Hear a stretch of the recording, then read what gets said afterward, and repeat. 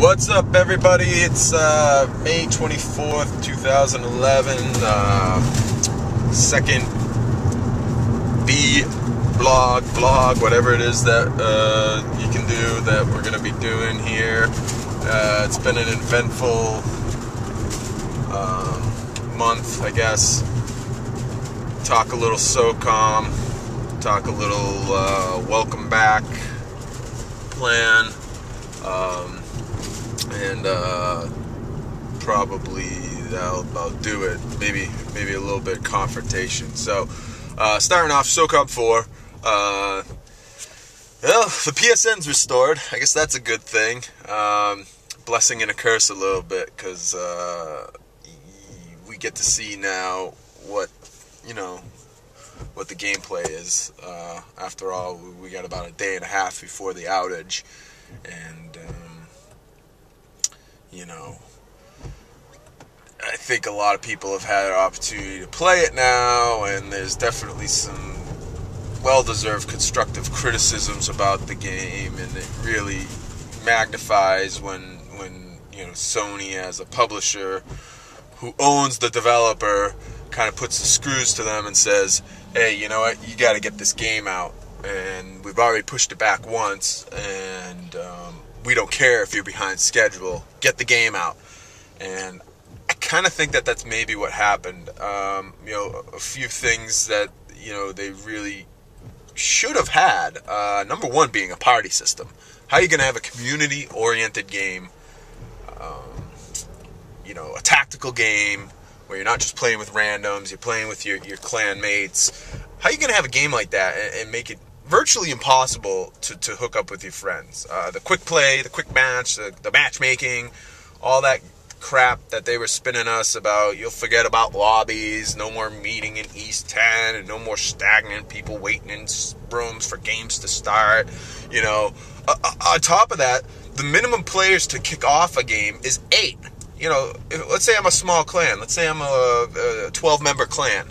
Obviously, 33rd, we got more members than that. But let's say, just for sake of discussion, you are a small clan, and certain guys are Eastern time, other guys are Central time, other guys are Mountain time, Pacific time, etc.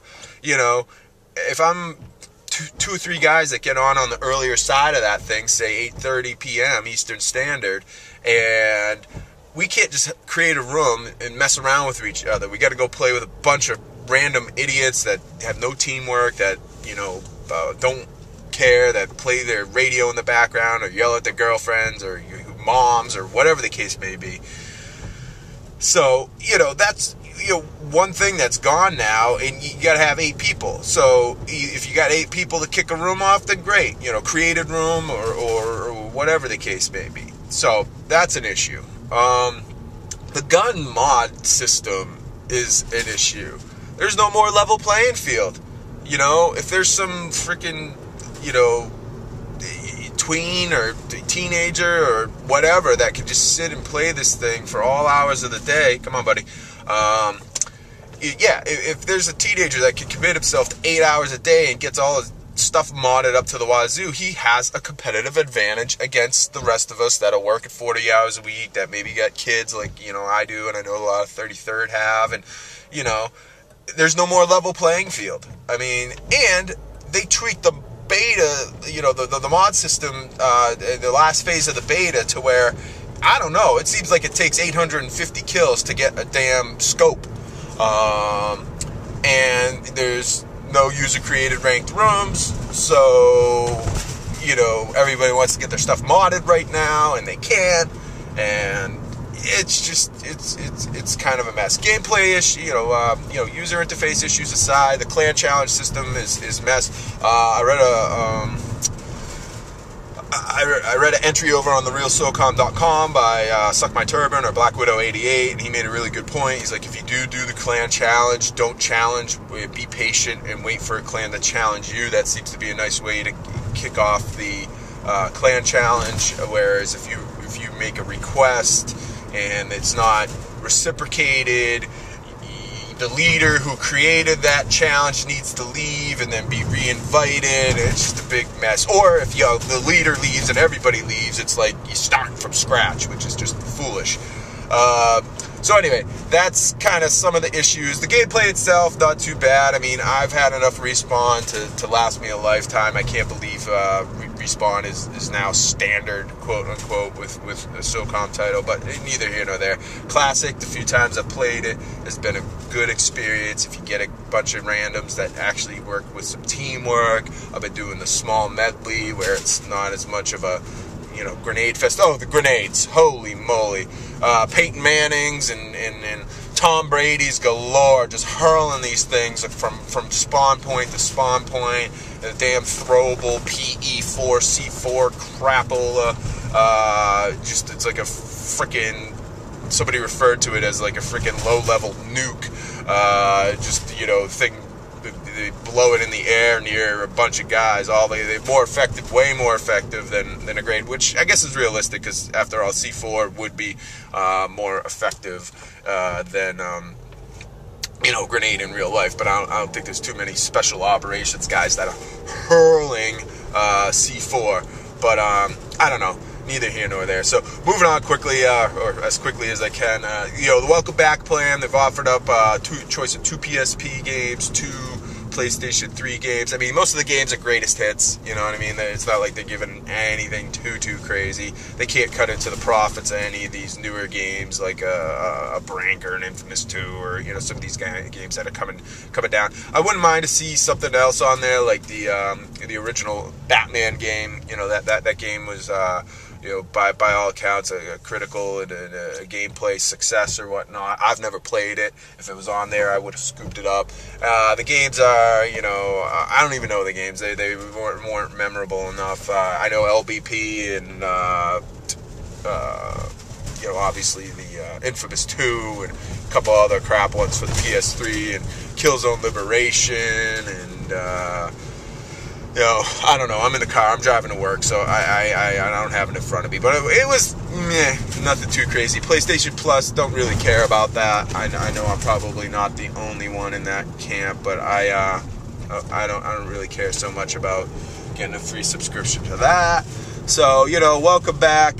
Hey, let's get our data secure, our network stable, and we'll call it a day on that front. So they're trying. They got some branding issues that they need to overcome where they kind of have a black eye, like a big shiner right now, and they'll be fine. I mean, they're a huge company, and PS3 in general isn't exactly a tremendously profitable system for them in comparison to some of their other endeavors. But at the end of the day, this is a lump on the head, and they'll hopefully make their way through it and get out on the other side.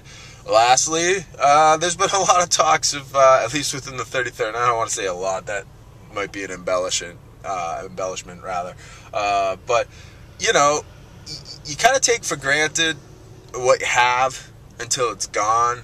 And I know that's cliche, but for all of Socom Confrontation's just inadequacies, and how much the community and everybody kind of bellyached. They shipped the beta. It was unplayable for a few weeks. It took a year before there was any, noteworthy patches or anything. Longer than that for DLC. But it did embody what Socom is about. And they made it easy for us to recruit. They made it easy for us to communicate. It made it easy for us to clan challenge. Not clan challenge, excuse me, but, you didn't need a clan challenge. You were able to, say, hey, through the XFB messaging or a website, hey, let's have a friendly at 9 p.m. on a Wednesday with BBR. And it was easily coordinated.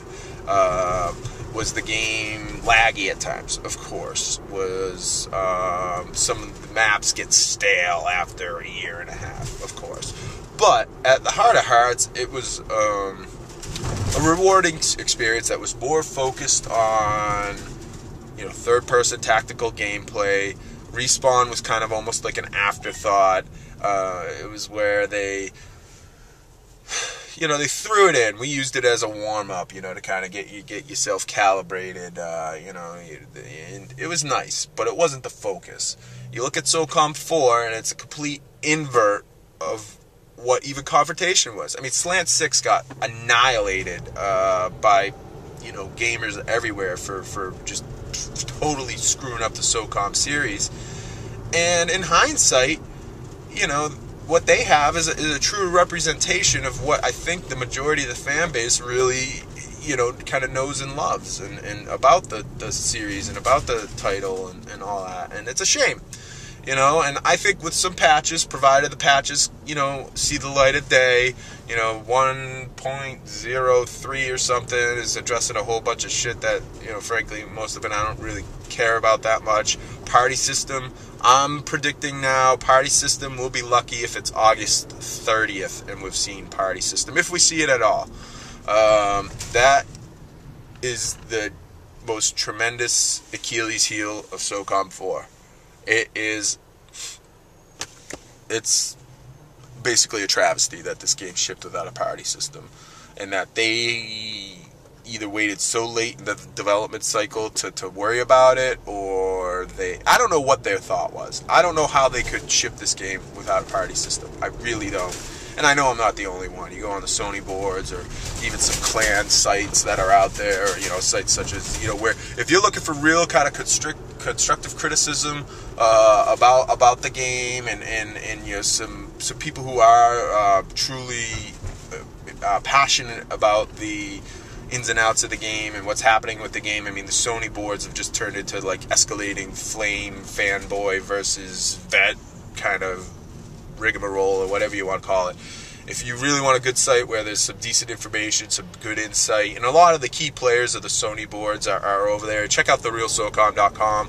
I have no reason to really plug them or anything like that. I enjoyed my time since I found them. I was always aware of them, and I kind of viewed their sites. I never posted or even registered or anything like that over on their forum. But once the outage happened, I needed some place to kind of maybe interact and stuff like that. And you find a lot of good information over there, and it's people vent, but it's not just straight up, this is what I don't like, and I can't believe Zipper didn't. And everybody knows this. We've all said the same things 1,000 times over, even in the confines of this video. I've reiterated things that have already been reiterated and reiterated and so on and so forth. So, but it's a game that we're passionate about. I know sales figures were down. I know critically in the reviews category it was left a little to be desired. So hopefully there'll be more. And I guess that's all for now. I know people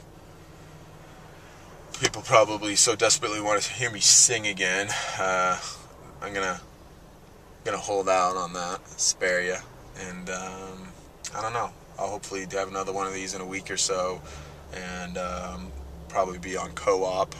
That seems to be an exciting thing. We may touch base on some other titles that are coming out.